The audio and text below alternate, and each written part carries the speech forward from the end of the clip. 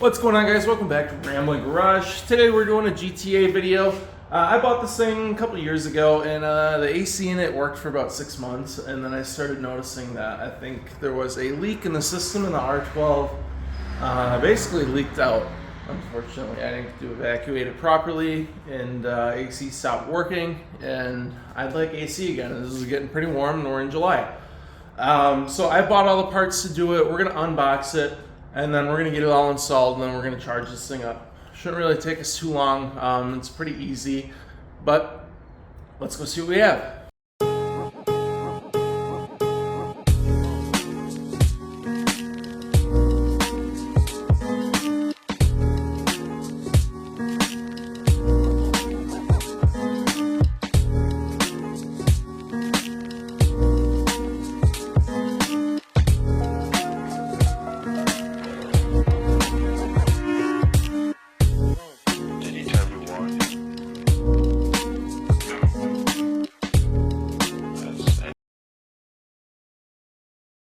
Alright guys, so just looking at what we got here, we started tearing things apart just a little bit. Took the, I don't know if it's a high pressure or the low pressure hose out, but took that hose out and got it over here. And it was leaking from, well, hard to see, if it'll focus, leaking from right here. So I think that crimp has gone bad. This O-ring looks good. All the O-rings look good so far. So I think what we have is a bad hose here, which I can get a replacement for. It just kind of sucks because it's like 70 bucks, but we'll go get one of those and see if I can find one in town. But let's take a look at the kit that I got here. I got a professional grade AC kit. We're not professional, but that's okay. Comes with the compressor. I have all the O-rings in here, so you guys probably saw me unbox, but the O-rings are down there. So we'll replace every O-ring that we can get to. Also came with the accumulator and the dryer. That's a interesting finish on it. If we go and look at the other one, I guess they're kind of similar. So it came with that. We got 8 ounces of PEG oil, PEG 150. I've read online to say it was 75 or 100, but we're gonna run with that because that's what we got. This also comes pre-filled. That's what this is saying here. It has 3 ounces in it. The system is gonna want 8 ounces. So we're going to put another ounce in here, and then we're going to put 4 more ounces in the dryer, or in the tube that holds the orifice tube. Speaking of which, we're staying with the factory white orifice tube, so we got one of those. And over here we have some vacuum gauges for the AC and a vacuum pump. You can get this whole kit on Amazon. I'll put the link in the description. I think it's only like $120 or $130, and all the fittings seem to be pretty nice. And then I just grabbed some to fill like the PEG oil. I grabbed one of these, has ounces on it, so we're gonna add another 5 ounces. And then I have a scale because we're going to put 39.5 ounces of 134A in the system, and they come in 12-ounce cans. So we're gonna put 3 in, and then we'll do 3.5 ounces of the other, so we can measure that as it's coming out, so we can get pretty precise. So that is our kit that we're working with here. Like I said, gonna try and find another AC line here, but in terms of getting this off, shouldn't be too bad. I thought there's a bracket on the bottom that holds that on. You can kind of see that down there. So that holds the dryer on, and outside of that, it's just fittings. We're gonna adjust the, if I can figure out how to take this off, we're gonna adjust the switch here. We're gonna turn it a 1/4 turn clockwise. Just, that's a high pressure switch, so you should adjust that. But we'll keep taking things apart here, and we'll get it back together, and then we'll go through how to charge it. All right, new suction line is what this is called. That's in. So we'll keep that one around in case we ever need to get it remade or something. But new suction lines in. I did get some of that PEG oil. Where do I have it? I have it around here somewhere. Got some of that PEG oil in the orifice tube. Had 8 ounces in there, and now there's 4.5, so we did 3.5 in the system, which means we need another 1.5 ounces in there somewhere.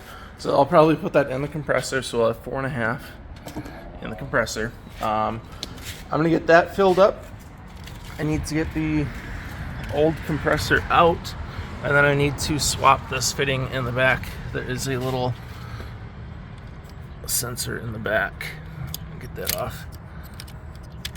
So I need to pull that off. It just uses a little snap ring there that hopefully you can see. So we're gonna pull that out, we'll get it replaced, and hopefully we can get this thing charged very soon here. I'm hoping to drive the car here in 3 hours. We got to do half an hour suction, an hour of pulling the air out of the system, and then we got to charge it. So kind of tight, but we should be able to get it done. All right, new compressors out. Good time to just kind of compare the two. You see here, I'm missing this. I think it's a pressure valve. Obviously have the cap here, but otherwise they look pretty much the same. Taking this out wasn't too bad. The hardest part was probably there's a bracket that holds it on that goes to the back of this bolt. You want to take that bracket off all the way. It's right here. It wasn't hard. It was just kind of thin in there, and I got big hands. So we're gonna put the new one in there after I do a little cleanup. So we got some oil and stuff in here. So I'm gonna do a little cleanup, swap over that pressure sensor, and we should be ready to start charging. The adapter that I have for this port is too large, unfortunately, so I'm gonna have to go find a different one. So I'm not sure if I'm gonna get this done in my time frame, but I am going to try. Well, I got it pretty well cleaned up. There's just some degreaser and a brush. There's still gunk in there and gunk on the front side. I'm gonna come in with degreaser again at a later point, and I'm probably going to go ahead and at that point pressure wash the whole engine bay. The rest of the bay could use a little attention. It's not awful, but I'm starting to show a little wear after a couple of years. So especially up in there, I want to get a brush in there and just really clean some of that gunk out. So anyways, I'm gonna put the new compressor in here. I'm thinking what I'm gonna do is just keep it sealed with the cap on, and that way it can spin and then I can drive it ideally. So we'll see how that works. Toss that on quick and go from there. All right, got that taken out, swapped over. You can see there's just a little pressure hole. So make sure you also lube that. There's an O-ring in there, but I think we're all good. One thing that I just noticed on my setup is I had the O-rings here. This is the factory Harrison compressor.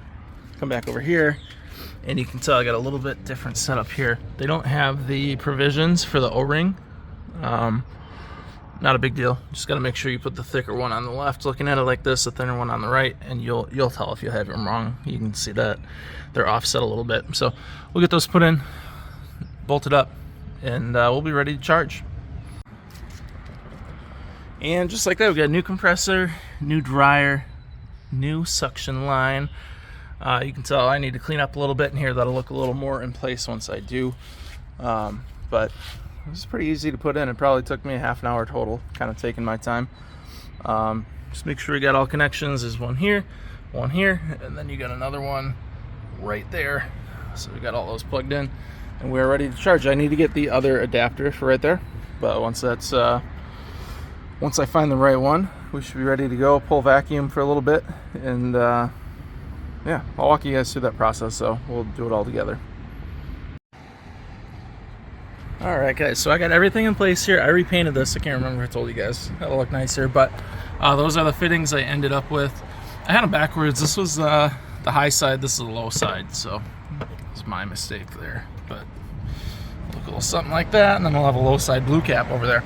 So I'm going to now take the vacuum kit, and I'm going to pull vacuum on this thing. We'll see if it'll hold for 30 minutes at 30 pounds or whatever it is.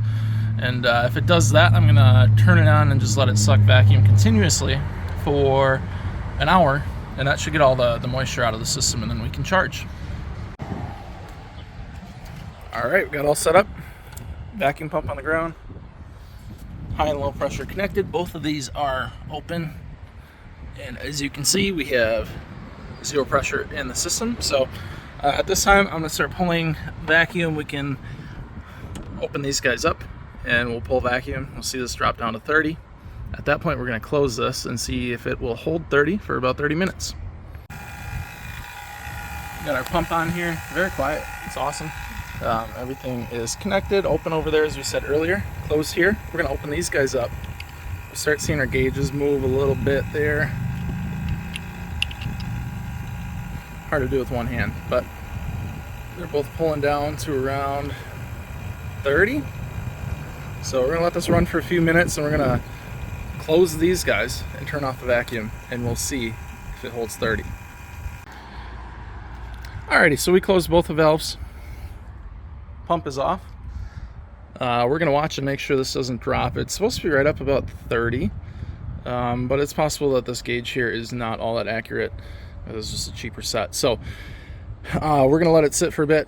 I don't hear any leaks, not that I know that I would, but sitting right about, it's supposed to sit at 29 and a half, I think. So should be right at 30, but like I said, might just be the gauge is off. We're gonna let this sit for about an hour, and we'll come back and see if it has moved at all. Let it sit for about 35 minutes or so, and we have not moved at all. I'm just gonna assume that this gauge is off just a touch. Not super uncommon with cheaper gauge sets. So we're gonna pull this for another hour, and we'll come back. That'll take out all the air, moisture, everything, and then we're gonna charge. All right, went for over an hour, no issues.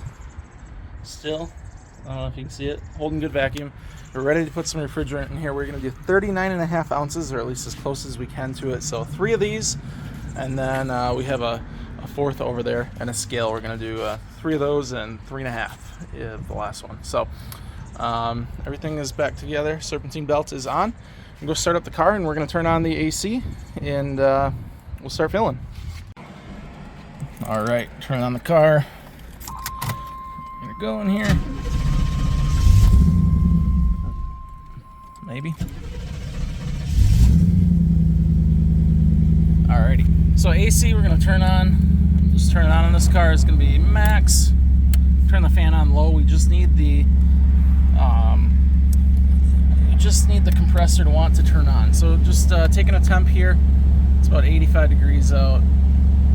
Pumping out way hotter than that, so it's pretty warm in here. The battery's gonna die on this thing, but it should last us. So 109, 109.5 is the temp of the air that it's pushing out. Let's go charge this thing and see if we can get that down into the 40s. Alright guys, so we got everything back together here. You can see that's a good sign. That's a good sign. Clutch is engaged. Everything's looking good. I had a little leaking out of this. I put the cap on and it's holding so far. I am not sure on that, so we're gonna keep an eye on that. I might have a little issue there, but we'll see. Let's go take a temp reading inside. All right, inside we got it on max. We'll turn it up a little bit. I'll tell you right now, it is very cold. Get the temp on there. Hard for you to see. That shows me 41 degrees right now, 40 and a half. 41 to 40, somewhere in there. That's awesome. Nice and cold, feels really good. We'll keep an eye on the system, but I'm pretty happy with that. Man, I wish you guys could feel that. It feels good right now. Alrighty guys, so there we have it, the R12 to R134A conversion in our 89 GTA. It should be the same for, I would imagine, just about all Firebirds and Camaros. So the 3rd generation, maybe a little different for V8, or the V6 versus V8, but overall, pretty simple. You're just replacing the dryer, the compressor, O-rings. I had to replace the suction line. You may not have to do that. My crimp went bad. That's pretty commonplace for them to go bad. And then the orifice tube and just the adapter fitting. So I had a little trouble with one of my valves leaking on the high side, but it kind of sealed itself up. If you have that, one thing I would try is spray a little WD-40 in the valve and let it sit and see if you can get that valve to reseat. So that worked for me. But blowing at 39.5 degrees, which is freezing. It's colder than my 2020 Ram, which is pretty cool. So if you guys hear people hating on R134A, I would think it's either because they're just plainly biased, or they're kind of ignorant to how it works, or they maybe tried it before and they didn't have good results because they didn't clean out their hoses or replace anything that needed to be replaced. Using R134A on top of R12 in the compressor without either exchanging it or flushing the system is a bad idea, so that could also result in lower temps. All in all, pretty easy. I hope if you guys have any questions, you ask them below. Otherwise, thanks for watching, and we'll see you guys in the next video.